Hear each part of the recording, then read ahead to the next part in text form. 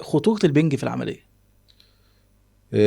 سؤال جميل. وخطورة التخدير، تظل خطورة التخدير موجودة في أي عملية جراحية، مم. زيه زي هو طريقة التخدير. احنا عندنا طرق التخدير في العمليات الجراحية، لا إما نصفي بنج نصفي، لا إما بنج كلي. موضعي، أو تخدير نصفي أو تخدير كلي. مم.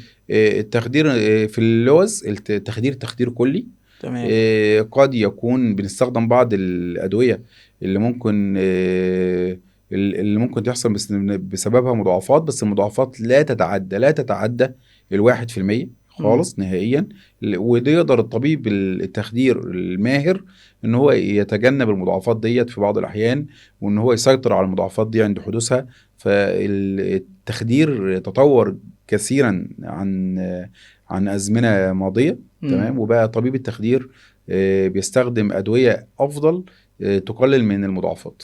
ربنا الحفيظ بقى سبحانه وتعالى ربنا يعني. يحفظنا يا رب.